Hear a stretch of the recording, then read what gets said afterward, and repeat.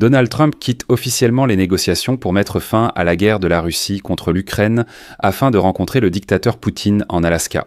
Et des menaces totalement creuses ne servent à rien. C'est pourquoi il s'en lave simplement les mains. Mais à la Maison-Blanche, on a déclaré que non, ce n'est pas Donald Trump et sa stratégie ratée qui sont en cause, mais que c'est l'Europe qui est responsable de tout.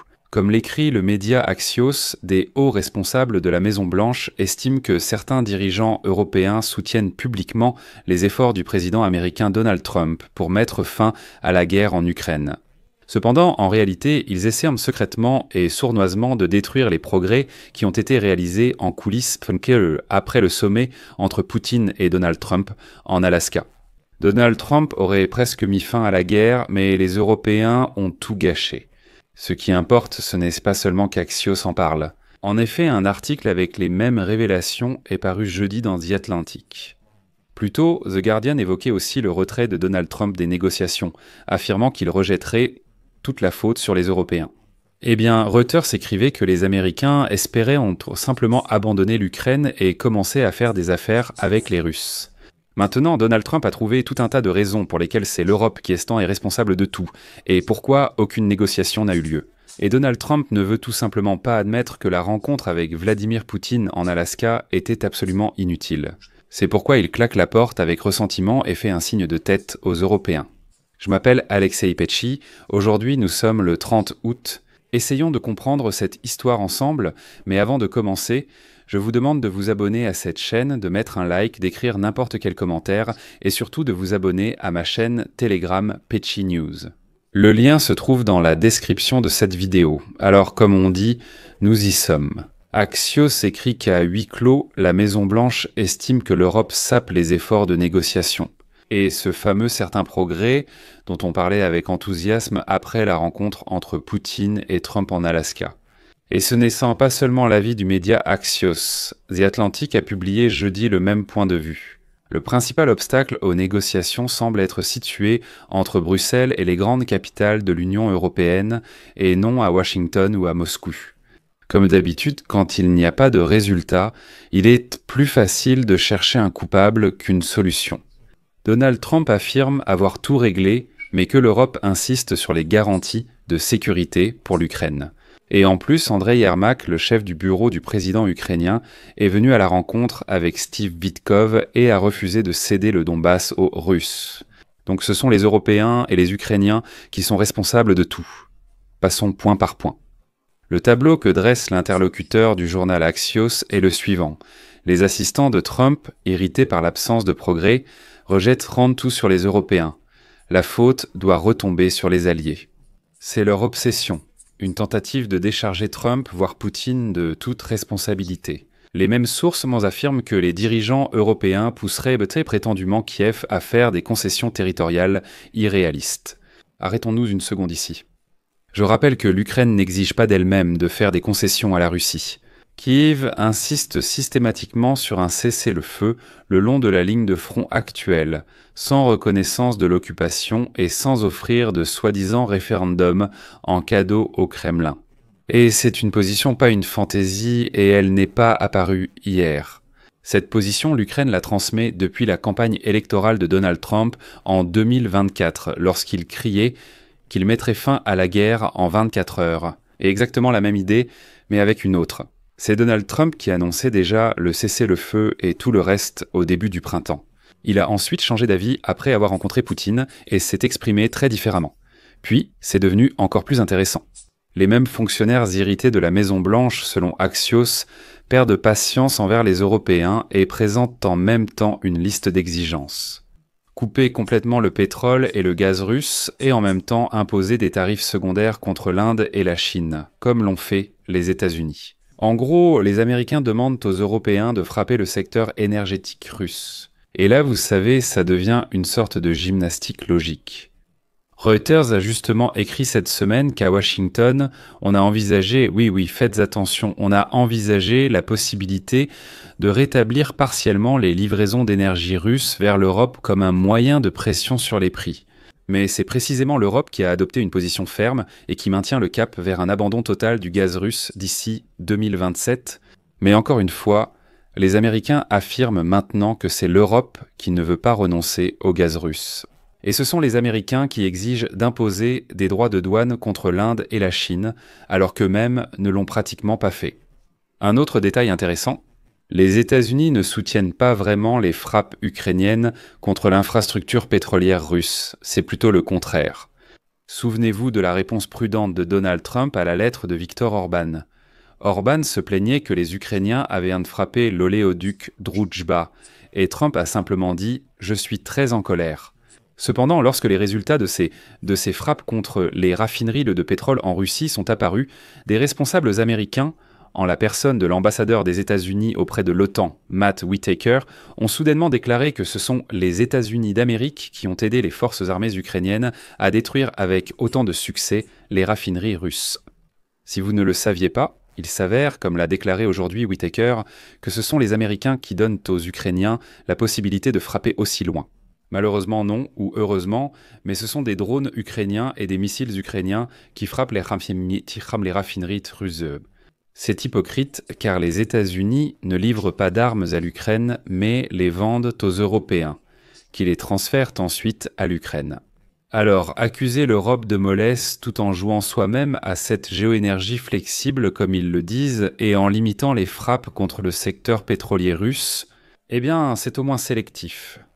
La deuxième faille dans la logique, ce sont justement ces droits de douane secondaires. Je rappelle que Bruxelles, dans le 19e paquet de sanctions, discute déjà des moyens de pression sur les livraisons russes et les itinéraires de contournement par pays tiers. C'est en ce moment même sur la table de l'Union européenne. Oui, les États-Unis ont bien sûr leurs propres instruments, c'est la pression tarifaire sur les livraisons indiennes et chinoises, le levier du dollar, et ainsi de suite. Mais aussi étrange que cela puisse paraître, ce n'est pas aux États-Unis d'Amérique de dire à l'Europe quel levier elle doit actionner, et à quel moment. Voici un simple fait. Sur la flotte fantôme russe, l'Europe et la Grande-Bretagne ont accéléré cette année. Des centaines de pétroliers et sociétés écrans figurent désormais sur les listes noires. Et les nouvelles règles d'assurance et d'inspection privent justement ces navires obscurs de leurs échappatoires habituels. Trump, lui, n'a personnellement imposé strictement aucune nouvelle sanction contre ce système de flotte fantôme de Poutine.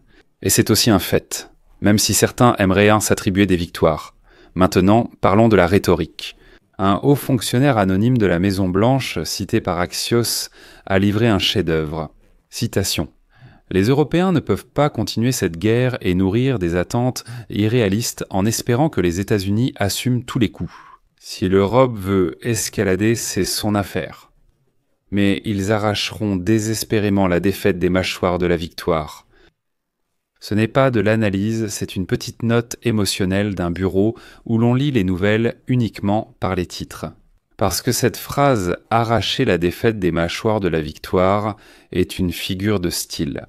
Mais les paiements, les livraisons de systèmes de défense aérienne, la formation, la mobilisation industrielle, c'est cette réalité dans laquelle l'Europe investit, justement. À la différence des Américains, les Européens financent actuellement toutes les livraisons d'armes à l'Ukraine, achètent aux États-Unis des systèmes patriotes et les transfèrent à l'Ukraine. Les Européens ont assumé la formation des forces armées ukrainiennes en Europe. Ce sont les Européens qui relancent actuellement leur industrie de défense afin de pouvoir fournir tout le nécessaire aux forces armées ukrainiennes. Donc dire que l'Europe arrache la défaite des mâchoires de la victoire, c'est déjà du cynisme. Et d'ailleurs, The Atlantic constate la même tendance et écrit que la Maison-Blanche appelle publiquement à l'unité, mais en privé, elle réprimande ses alliés pour abaisser le niveau des attentes. Le cercle rapproché de Trump, si l'on en croit Axios, est convaincu que les Européens poussent Zelensky à attendre une meilleure offre. Un maximalisme qui, soi-disant, n'a fait qu'élargir cette guerre. Je rappelle qu'à la veille, Caroline Leavitt, la porte-parole de la Maison-Blanche, a été interrogée sur la réaction de Washington à l'attaque des Russes contre Kiev. Dans la nuit du 28 août, lorsque 23 personnes, dont 4 enfants, ont été tuées, elle a déclaré « Eh bien, à quoi vous attendiez-vous » C'est la réponse des Russes malpropres aux attaques des Ukrainiens contre les raffineries de pétrole russes. Je ne sais pas ce qui est arrivé à la logique à la Maison-Blanche, mais dire que l'agresseur riposte aux attaques de la victime, C'est une logique qui est tout simplement absente. Encore une fois, on se demande sérieusement qui pendant un an a répété que les patriotes servent à la défense et les missiles longue portée à frapper la Russie. On verra. Qui a passé des mois à débattre de la possibilité de frapper des cibles sur le territoire de la Fédération de Russie et qui a perdu le rythme des livraisons d'armes. Au moment où il fallait de la détermination sur le front et où survivre, repousser les Russes rapidement était possible. Quand la Maison-Blanche affirme que nous payons plus que les autres, c'est vrai financièrement. Quand elle fait semblant que tous les autres sont des fainéants, c'est déjà une légende commode pour justifier Donald Trump. La position américaine dans les fuites, c'est plus honnête. Nous allons nous asseoir et regarder, laissons-les se battre un peu, et voyons ce qui se passera ensuite. Vous savez, ça sonne bien si on ferme les yeux sur le nombre d'Ukrainiens tués. Mais le maintien de la paix, ça ne fonctionne pas en restant assis. Donald Trump a dit qu'il arrêterait toutes les guerres. Eh bien, quand tu restes assis, tu n'arrêtes rien. The Guardian a justement écrit la semaine dernière sur un scénario dans lequel Donald Trump serait prêt à s'éloigner de la diplomatie active, tout en maintenant les ventes d'armes à Kiev. D'ailleurs, ce n'est peut-être pas le pire des scénarios, c'est certainement mieux que de forcer l'Ukraine à faire des concessions. Mais la Maison-Blanche devrait alors honnêtement dire qu'elle n'engagera aucune discussion sur un quelconque accord du siècle tant que Moscou continuera de frapper les villes et que l'équilibre sur le champ de bataille ne changera pas. Mais là, vous savez, Donald Trump a fait tout un tas de déclarations, de menaces, de délais et ainsi de suite, mais il n'a rien fait. Absolument rien. En fait, si on rassemble toutes les déclarations de Donald Trump et qu'on les met d'un côté de la balance et de l'autre côté ses actions, c'est zéro. Strictement zéro. Eh bien, c'est même un effet négatif, si l'on tient compte de sa rencontre avec le dictateur Poutine. Maintenant, Trump rejette toute la faute sur l'Europe. Il dit « Écoutez, j'ai menacé, bien sûr, mais de quoi a-t-il menacé ?» Trump a menacé de droits de douane secondaires contre l'Inde et la Chine. Trump a menacé, Trump n'a pas imposé de droits de douane, c'est la faute de l'Europe. Trump a donné à Poutine 10 jours pour arrêter la guerre. Sinon, cela signifie que la tactique de la Maison-Blanche changera, il y aura des actions décisives. Rien ne s'est passé. Qui est responsable ? L'Europe, en résumé, est responsable de tout. Je rappelle que Poutine disait en Alaska que l'essentiel était que les Européens ne sabotent pas les accords avec Trump. Maintenant, Trump répète après lui « Oui, ce sont les Européens qui ont tout gâché ». Un autre détail important. La rencontre entre l'émissaire de Trump, Steve Witkoff, et Ermak, chef du bureau du président ukrainien, rapporté par Axios, n'a abouti à aucun progrès notable. Je m'excuse, mais quel progrès attendait-on la bâche ? Que Witkoff convaincrait Ermak de simplement céder le Donbass pour un joli communiqué de presse. Mais Kiev exprime clairement sa position depuis des mois. Cesser le feu sur la ligne de front actuelle, garantie de sécurité non seulement sur le papier, mais juridiquement établie, rétablissement de la défense anti-aérienne, pression prolongée des sanctions sur l'économie russe et contrôle strict des schémas de contournement. Ce n'est pas un ultimatum, c'est le minimum requis pour que la pause ne se transforme pas en préparation d'une nouvelle attaque contre Kharkiv ou Odessa. Parlons maintenant de l'énergie comme d'une question morale. À Washington, ils aiment faire semblant que c'est là-bas qu'ils ont eu l'idée de couper l'oxygène au Kremlin. Mais si l'on revient aux faits, l'Europe se dirige déjà officiellement vers 2027, sans gaz ni pétrole russe, et dans la pratique, elle réduit les livraisons sur tous les itinéraires des pipelines au mélange gris. Quand l'Union européenne abaisse le plafond du prix du pétrole russe à 47,5 $ le baril, ce n'est pas, vous savez, un post sur le réseau social X, comme Donald Trump aime le faire. C'est un acte réglementaire soutenu par des contrôles, des assureurs, des ports et, si nécessaire, des poursuites pénales. Et c'est précisément pour cela que Moscou constitue si nerveusement cette fameuse flotte de l'ombre, et pourquoi ces navires se voient sans massivement interdire l'amarrage et la réparation dans les ports européens. C'est cela qui les freine, pas les menaces de Donald Trump. Reuters, d'ailleurs, a décrit en détail comment à Washington on envisageait parallèlement l'option d'un dégel ciblé des flux pour stabiliser le marché. Et cela, encore une fois, ne rend pas l'Europe faible, cela la rend cohérente. Les sanctions imposées doivent être efficaces. Les Américains disent « dégelons un peu, laissons Poutine utiliser un peu la flotte fantôme, stabilisons un peu le marché, puis refermons à nouveau ». Voilà temporairement, juste pour un certain temps, qu'on le laisse fonctionner. Les États-Unis apparaissent ici sous un mauvais jour. Parlons maintenant de leur méthode favorite. Qui parmi les Européens gêne Donald Trump? Essayons de comprendre cela. D'après les fuites, les Britanniques et les Français sont plus constructifs, tandis que les autres veulent te faire porter les coups aux États-Unis. La question est, donner des noms, montrer les budgets, montrer les lots d'armement, montrer le rythme des livraisons à l'Ukraine. Qui sont-ils? L'Allemagne, la Pologne, les Scandinaves, les pays baltes. Qui vous bloque? Dites-le clairement. Parce que sans précision. Cela ressemble beaucoup à une grenade fumigène lancée dans la pièce pour que personne ne voie qu'il n'y a en réalité aucun véritable accord avec le Kremlin. Parce que le Kremlin n'est pas intéressé à mettre fin à la guerre sans obtenir de bonus géopolitiques, et Trump ne peut pas les lui offrir. Parce que l'Ukraine n'a pas l'intention de céder ses territoires aussi facilement, et c'est pourquoi on peut dire que ce sont les Européens qui sont responsables de tout cela. Nommer précisément qui? Eh bien, si ce sont vraiment les Européens qui font échouer l'accord de paix, pourquoi ne pas sortir publiquement et dire « Écoutez, ce sont précisément ces personnes qui sont responsables, ce sont elles qui font quelque chose qui nous empêche de conclure un accord de paix. » Sinon, ce n'est qu'un écran de fumée. Et enfin, la matrice morale, quand dans des citations anonymes, on entend ce genre de choses. Si l'Europe veut escalader, c'est son affaire. Les amis, c'est une tentative de rejeter la responsabilité des attaques russes sur la victime. Écoutez bien. Des responsables américains de la Maison-Blanche, de l'équipe de Donald Trump, disent aussi que c'est l'Europe qui escalade la guerre. Eh bien, apparemment, dans l'équipe de Donald Trump, ils sont convaincus que ce sont les Européens eux-mêmes qui lancent des santé-destantes en action ayant des centaines et des centaines de Shahed sur les villes ukrainiennes. Aujourd'hui, la Russie a encore lancé des drones et des missiles, causant de nouveaux morts. Les Américains accusent les Européens d'aggraver la guerre. Attendons et voyons. Comme le disent pour les responsables de la Maison-Blanche, ce n'est pas une stratégie, c'est une façon de se décharger de la responsabilité des attentes déçues concernant la soi-disant percée après la rencontre entre Poutine et Trump en Alaska. Rassemblons tout cela comme une brève conclusion. Il y a 3 axes. Le premier étant l'axe médiatique de la Maison-Blanche. En public, c'est l'unité avec l'Occident. En privé, irritation et recherche de coupables. Pour ne pas penser que ce ne sont que de simples théories du complot. Axios et The Atlantic traitent exactement ce sujet et partagent le même ton et les mêmes détails. La deuxième ligne, c'est la ligne européenne. Sanctions, plafonnement du pétrole russe, abandon des hydrocarbures par la Russie en 1927, contrôle accru de la flotte fantôme, etc. Cette réalité s'est confirmée par des rapports et des fuites qui, en principe, deviennent déjà publiques. Troisièmement, c'est la ligne ukrainienne, un cessez-le-feu sur la ligne de front actuelle, sans légalisation de l'occupation, sans fantasme sur d'éventuelles concessions volontaires de territoire.